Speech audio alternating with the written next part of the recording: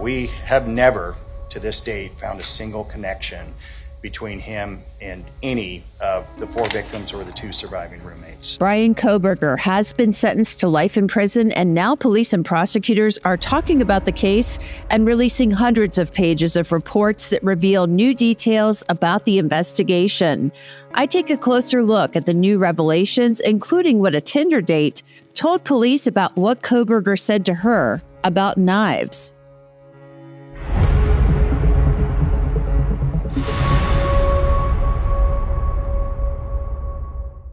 I'm Angenette Levy, and this is Crime Fix, coming to you from Boise, Idaho. I'm in front of the Ada County Courthouse, and this is where Bryan Kohberger was sentenced to 4 consecutive life sentences earlier this week. The city of Moscow led this police investigation, and they've actually started releasing their investigative reports about the investigation into the murders of those 4 University of Idaho students, and I've been combing through all of them. We believe we've achieved accountability and finality and certainty for everyone who has suffered from this, so we can try to move on.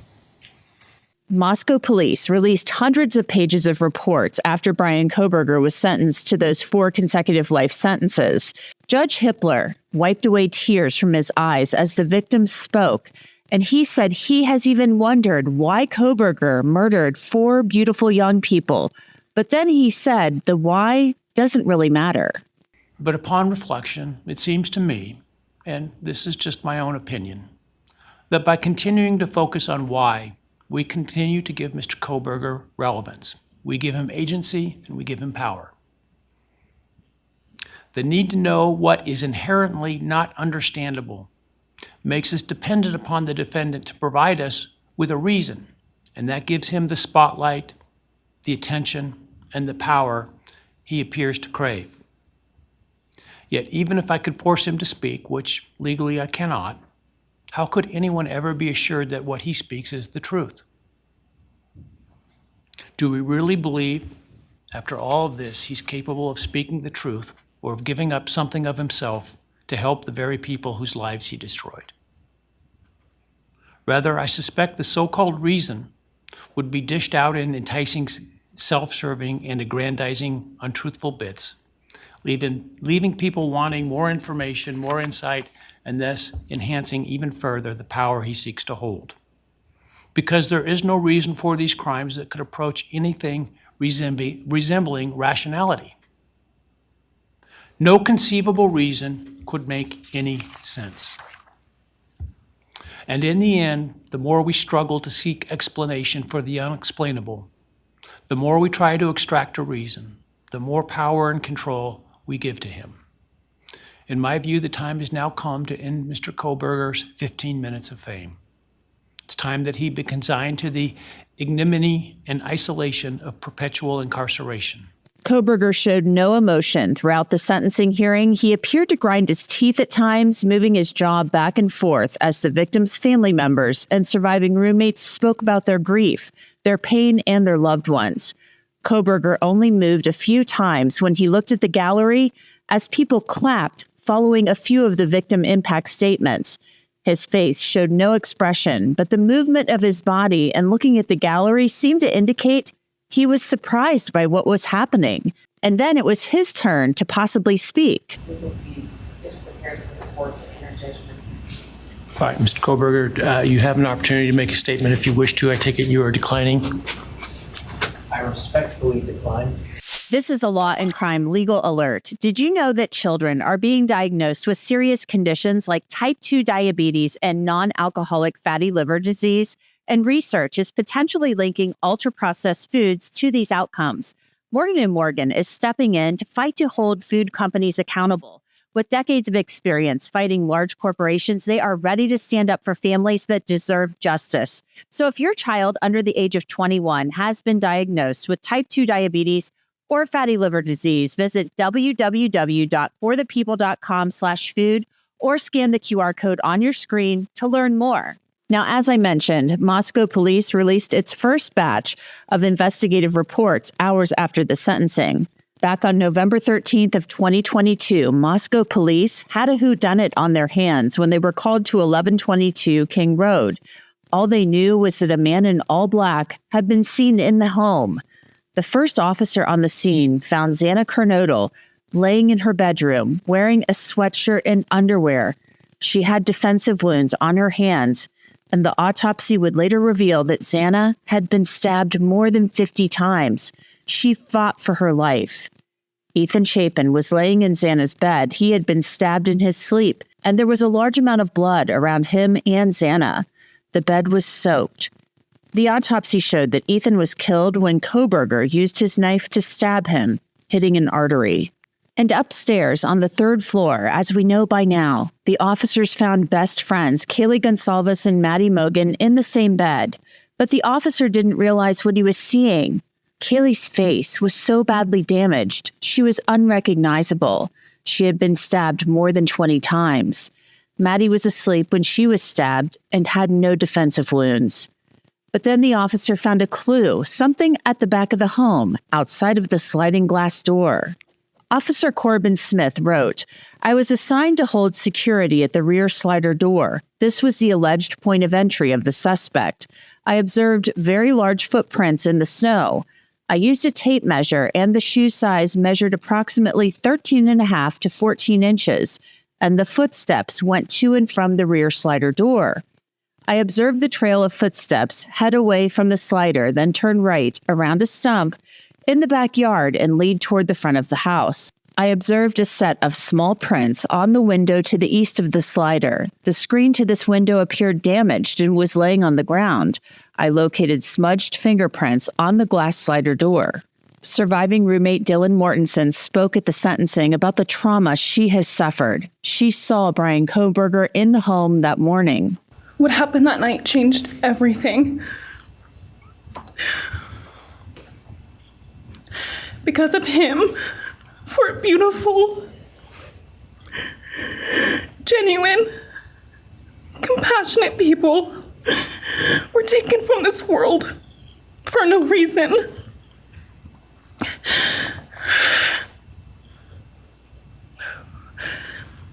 He didn't just take their lives. He took the light they carried it into every room. He took away how they made everyone feel safe, loved, and full of joy. He took away the ability for me to tell him that I love him and that I'm so proud of them. Dylan told police in November of 2022 that she heard a scream at 4 a.m. and she believed it was Kaylee. She told the detective she heard Kaylee scream and say somebody was in the house. The officer says that Dylan heard commotion and then locked herself in the bedroom.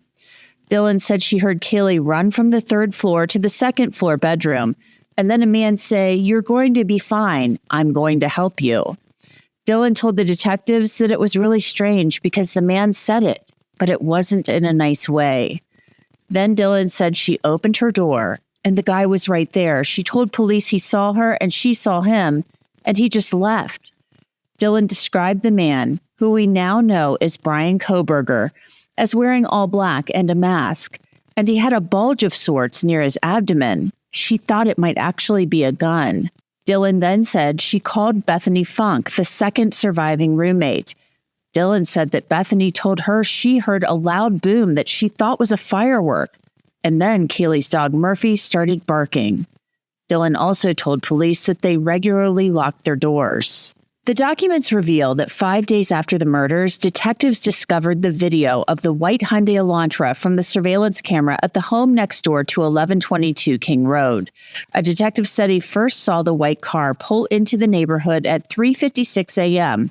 and then speed out of the neighborhood at 4:20 a.m. That video would become a key part in piecing together the timeline of the murders and identifying the white Hyundai Elantra driven by Bryan Kohberger. As the investigation continued, police interviewed a number of people, and no one, absolutely no one, could think of anyone who would want to hurt Maddie, Kaylee, Ethan, or Xana. Detectives interviewed people who were at the Corner Club bar that night where Maddie and Kaylee had been hanging out. One man was kicked out because he had creeped out Maddie. There was discussion about Kaylee seeing a man outside of the King Road house when she took her dog outside one night, and lighthearted talk about her possibly having a stalker, but police found no evidence to support that. Police also investigated a number of people. One report says on 11/12/2022, the man left his dorm room at 12:05 hours. He was wearing a black long-sleeve shirt and black sweats. At 12:53 hours, the man returned. At 15:03 hours, the man left again wearing a black beanie, black gloves, and a white jacket. At 19:48 hours, he returned to the dorm without the beanie, gloves, and jacket, but then left again at 19:52 hours with a backpack. The man was gone until 11/13/22 at 12:25 hours when he returned to the dorm. I reported the information to Idaho State Police. Now, remember that Facebook account that belonged to a man named Papa Roger? He had posted on Facebook about the murders a lot, and some believed he had inside information about the crimes. And some believed for years that Bryan Kohberger was actually Papa Roger taunting people by posting about the murders. Now police are dispelling that myth. Right. There was no connection. There wasn't at all. And we looked into every bit of it. We took a deep dive into it. We researched it. It wasn't him? It was not. It was not. And police say they also found no evidence that Kohberger followed the victims on social media. And they say he was actually using software to regularly clean his phone and computer. We had the world's foremost experts on this look into it, and there was evidence that he had used software to wipe many of his devices relatively effectively, so there wasn't much evidence obtained after that. He regularly used software to try to clear things off. He used VPN on his devices also. One big question remains. Why did Bryan Kohberger pick these victims and the house on 1122 King Road to commit such a heinous crime? Investigators claim they still don't know why. You know, after working in Moscow for several years as Chief Dollinger, that area is frequented by many, many people at all hours of the night when college is in session. So what Darren and I have surmised is that perhaps it's the old hiding in plain sight. There's lots of people around. There's lots of vehicles around at all hours. It's not isolated where you'd be noticed. So that's where that comment comes from. It does. And no, it doesn't make sense. And it's if you were in that neighborhood at all, it's a very complicated neighborhood. It's very closed in. But at the same time, there's everything from college kids to adults that live there, people that have full-time jobs, part-time jobs. So any one of us could come and go and fit in there. And what about the murder weapon and clothing that Bryan Kohberger wore the night of the murders? It sounds like those items will never, ever be found. There is no evidence that we found that would lead us to any specific, even general location as to where the murder weapon or the clothes have been. And we searched. I mean, the FBI, again, to their credit, we had folks doing soil samples and so all sorts of things to try to come up with somewhere to start searching for these things, and we just never found it. As far as the forensics piece, I'll let Darren speak to that. Yeah, and on the weapon, it wasn't a lack of trying. Everywhere that we had evidence of where he went, based upon phone records, based upon the evidence that we had gathered, we searched that. We went there. We did searches on the ground, in the water. We did searches. We sent soil samples to try to figure out maybe where a shovel had been used. So we searched everywhere that we possibly could, but the reality is we're looking for a singular small, it's not that small, but K-bar knife, and that's it. So it's endless of where it could have been, and we just were not able to find it. This raises a big question. Why didn't prosecutors require Bryan Kohberger to disclose this information as a condition of his plea agreement? I asked Bill Thompson. The law does not give the court or us the power to require a specific factual allocution. And just let me finish. And we recognize that. We recognize that we could have said, well, in order for us to move forward, we want a factual allocution. But I have to be perfectly candid. I don't believe that there's anything that would come out of his mouth that would be the truth. I don't believe that there's anything that would come out of his mouth that would be anything other than self-serving. And I don't believe there's anything that would come out of his mouth that would not further victimize the families. And so that just simply wasn't a factor. We made our decision based on our assessment of law and the facts. We made our decision based on being able to obtain accountability and certainty, not just for the victims' families, but for the communities and for the state. And that's where our obligations go. In the end, And the old Harry Truman thing, the buck stops on my desk. Well, that's what I got when I was elected prosecutor 33 years ago. I never dreamed it would involve something like this, but we don't shirk our responsibilities just because it got big and nasty. In March of last year, police talked to a woman who said she met Bryan Kohberger on Tinder in the fall of 2022. She said they talked about horror movies, and he actually asked her what she thought the worst way to die would be, and she responded, a knife.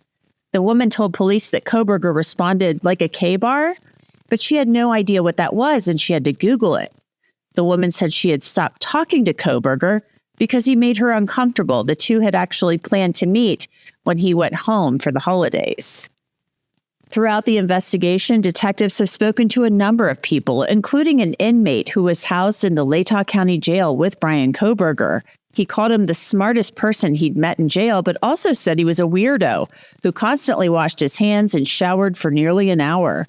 He said Kohberger was up all night and sometimes slept during the day. Police also wrote about another inmate who was being transported to prison and was recorded on video, telling another inmate he believed Kohberger committed the murders, and he could tell by the look in his eye. The inmate was quoted as saying he would hurt Kohberger if it wouldn't put him in legal jeopardy. And Moscow police and other agencies are expected to release more records in the days and weeks ahead, so more information will be revealed. Bryan Kohberger has been transferred officially to the maximum security prison in Idaho. And that's it for this episode of Crime Fix. I'm Angenette Levy. Thanks so much for being with me. I'll see you back here next time.